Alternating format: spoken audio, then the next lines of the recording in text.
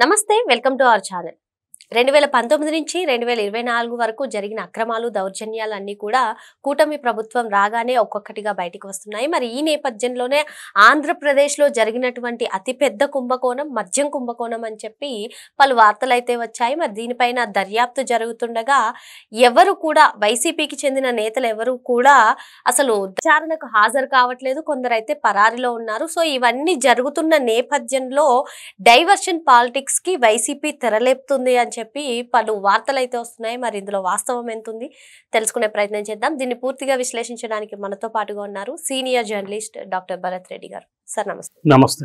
ప్రస్తుతం మనం తిరుపతిలో చూసుకున్నట్లయితే హై టెన్షన్ గా ఉందని మనం చెప్పుకోవచ్చు. భూమన కరుణాకర్ రెడ్డి గారిది ఓ పక్క అదంతా కూడా గోశాలకు వెళ్ళనివ్వట్లేదు, పోలీసులు దురుసుగా ప్రవర్తిస్తున్నారని ఆయన చెప్తున్నారు.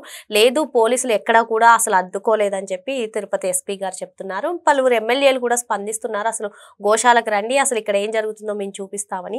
ఇదంతా కూడా వైసీపీ చేస్తున్న డైవర్షన్ పాలిటిక్స్ అంటున్నారు.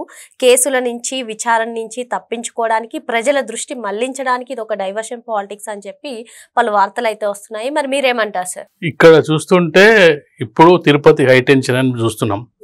గత 2-3 నెలల నుంచి చూస్తుంటే జనరల్గా అధికార పక్షం అనేది డిఫెన్స్లో ఉండాలి. అధికార పక్షం ఎందుకు డిఫెన్స్లో ఉంటుందంటే హామీలను నెరవేర్చలేకపోవడం, లేదంటే ప్రజల్లో అసంతృప్తి నెలకొనడం, ఇలాంటివి ఉన్నట్టయితే డిఫెన్స్లో ఉంటుంది. మనం ఆశ్చర్యకరంగా ప్రతిపక్షం డిఫెన్స్లో ఉన్నట్టుగా కనిపిస్తుంది. ఎందుకంటే ప్రతిపక్షం ఎందుకు డిఫెన్స్లో ఉందంటే ఒకసారి ఓడిపోయిన తర్వాత వాళ్ళు తిరిగి పుంజుకునే అవకాశం ఉంటుంది, ప్రభుత్వంపై విమర్శలు చేసే అవకాశం ఉంటుంది, ప్రభుత్వాన్ని నిలదీసే అవకాశం ఉంటుంది, ఇచ్చిన హామీలు నెరవేర్చలేదంటూ ప్రజల పక్షాన నిలబడే అవకాశం ఉంటుంది. గత 2-3 నెలలుగా మనం చూసుకున్నట్టయితే ప్రజల కోణంలో ఎక్కడా లేదు. అంటే వైసీపీ చేస్తున్న కార్యక్రమాల్లో ఏది కూడా ప్రజల కోణం లేదు. ఎందుకంటే ఏది చూసినా లిక్కర్ స్కామ్, అది వాళ్ళ పర్సనల్ మ్యాటరు. ఇంకా ఏది చూసుకున్నా విడుదల రజనీ స్కామ్లో ఇరుక్కోవడం, మిగతా వాళ్ళు కూడా కొంతమంది పారిపోవడం, తప్పించుకోవడం, వైసీపీ నీకులు, అవన్నీ కూడా పర్సనల్ కేసులు, పర్సనల్ ఇష్యూస్. గతంలో వాళ్ళు పాలనలో ఉన్నప్పుడు చేసిన దోపిడీ కానీ అవినీతి కానీ వీటి ఫలితంగా ఇవన్నీ కూడా జరుగుతున్న కార్యక్రమంలో భాగంగా ఇప్పుడు కొత్తగా ఒక ఆరోపణ, అంటే ప్రభుత్వంపై ఏ విమర్శ లేనప్పుడు ఏదో ఒక విమర్శ చేసి ప్రభుత్వాన్ని బ్లేమ్ చేయాలనుకున్నప్పుడు తిరుపతి తిరుమల దేవస్థానం అనేది పుణ్యక్షేత్రము, దాని మీద కనుక ఒకవేళ మనం విమర్శలు చేస్తే ప్రజల దృష్టిని ఆకర్షించుకోవచ్చు అనే ఉద్దేశంతో భూమన కరుణాకర్ రెడ్డి ఇటీవలి కాలంలో గత 2-3 రోజుల నుంచి 100 గోవులు చనిపోవడం జరిగిందంటూ ఒక ఆరోపణలు చేస్తున్నాడు. ఆరోపణలు నిజం తెలుసుకోవడానికి అక్కడ రమ్మని చెప్పి అధికార పార్టీనే ఆహ్వానిస్తుంది. అయినప్పటికీ వెళ్లకుండా అక్కడ ధర్నాలు చేస్తూ రాస్తారోకోలు చేస్తూ, అంటే ఇక్కడ మీరు ఏదైతే చెప్పారో డైవర్షన్ పాలిటిక్స్ అనేది వాళ్ళ దగ్గర ఏ సబ్జెక్టు లేనప్పుడు ఒక సబ్జెక్టు ఎంచుకొని ఆ సబ్జెక్టు ద్వారా ప్రజల్లోకి వెళ్ళాలి. తిరుపతి తిరుమల దేవస్థానం అనేది సెంటిమెంట్తో కూడుకున్నది. ఈ ఇష్యూని టేకప్ చేసినట్టయితే ప్రజల దృష్టి మళ్తుంది అనేది వాళ్ళ ఆశ. కానీ చేస్తున్న వ్యక్తి కూడా ఎవరనేది కూడా ప్రజలు గమనిస్తారు. చేస్తున్న వ్యక్తి భూమన కరుణాకర్ రెడ్డి, ఆయన భక్తుడు కాదు, తిరుపతి తిరుమల దేవస్థానంలో నియమాలు పాటించలేదు, ఆయన హేతువాది. అతను క్రిస్టియన్ అని ఒకసారి చెప్పుకుంటారు, అతను దేవుణ్ణి నమ్మనని చెప్పుకుంటాడు, నేను రాడికల్ ఫోరం నేనే పెట్టారని చెప్పుకున్నాడు. ఇవన్నీ అంటే నమ్మడం నమ్మకపోవడం వ్యక్తిగత ఇష్టం, నమ్మాలని రూల్ లేదు దేవుణ్ణి. కానీ ఒక పవిత్రమైన ఒక దానికి చైర్మన్గా ఉన్నప్పుడు వాటిని పూర్తిగా ఆచరించే వాళ్ళు మాత్రమే దాన్ని టేకప్ చేసినట్టయితే దాని ప్రతిష్ట పెరుగుతుంది.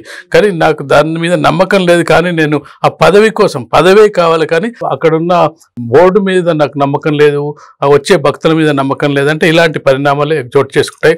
కాబట్టి భూమన కరుణాకర్ రెడ్డి ఇప్పుడు చేస్తున్నది డ్రామాగానే అభివర్ణించవచ్చు. ఎందుకంటే అతన్నేం పోలీసులు అరెస్ట్ చేయలేదు, హౌస్ అరెస్ట్ చేయలేదు, కూటమి నాయకులే ప్రభుత్వమే చెప్తున్నది ఏంది, అక్కడ 100 గోవులు చనిపోయాయని మీరు చెప్తున్నారు కదా, వాస్తవాలు తెలుసుకోవడానికి రండి. జనరల్గా ప్రభుత్వాలు ఏం చేస్తే వాస్తవాలు తెలుసుకోవడానికి వెళ్తుంటే పోలీసుల సాయంతో ప్రతిపక్షాలను ఆపే ప్రయత్నం చేస్తాయి. ఇక్కడ ప్రభుత్వమే ఆహ్వానిస్తుంది, వచ్చి చెక్ చేసుకోండి అని. అయినా పోవట్లేదంటే, వెళ్ళట్లేదంటే కారణం ఏంటంటే అక్కడ ఏం సమస్య లేకపోయినప్పటికీ ఒక సమస్య క్రియేట్ చేసి ప్రజల దృష్టిని మళ్లించి ప్రభుత్వంపై ఒక నెగిటివ్ను కలిగించడానికి ప్రయత్నం చేస్తుండు.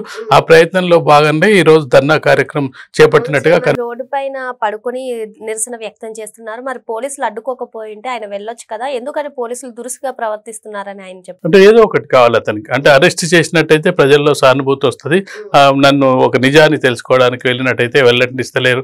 అంటే కావాల్సింది అంటే కొంత రచ్చై ఏదో ఒక గందరగోళం అయితేనే ఎంత సాఫీగా సాగిపోతే ఎలాంటి క్రెడిబిలిటీ రాదు, ఎలాంటి రచ్చ జరగకపోతే ఏం జరగలేదని ఒక ఇంప్రెషన్ అభిప్రాయం కలుగుతుంది. కాబట్టి ఖచ్చితంగా ఏదో ఒక రచ్చ కనీసం పోలీసులు అరెస్ట్ చేసి కనీసం పోలీస్ స్టేషన్ కన్నా తీసుకెళ్తే చూశారా కూటమి అధికారంలో ఉంది, అక్రమ అరెస్ట్ చేసిందని రేపు మళ్ళీ మరొక ధర్నానో లేకపోతే పార్టీ కార్యకర్తలకు పిలుపునిచ్చే అవకాశం ఉంటుంది.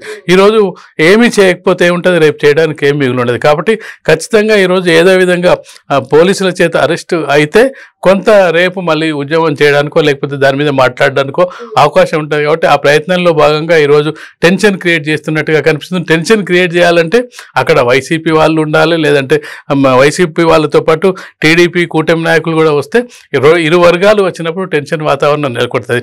ఎవరు లేరు, పోలీసులు లేకుండా ఎవరు లేకుండా ఎలాంటి టెన్షన్ క్రియేట్ కాకపోతే అతనికి రావాల్సిన మైలేజ్ రాదు, ఏదో చేద్దాం అనుకుంటే ఏదో అయిద్దనే విధంగా అది మారిపోయే అవకాశం అయితే కనిపిస్తుంది. మరి మొత్తానికి ఏ సబ్జెక్ట్ లేకుండా తిరుమల సబ్జెక్ట్ తీసుకుని ప్రజల్లో సానుభూతి పొందేందుకే భూమన కరుణాకర్ రెడ్డి ఈ విధంగా ప్రవర్తిస్తున్నారని సార్ చెప్తున్నారు. Thank you sir.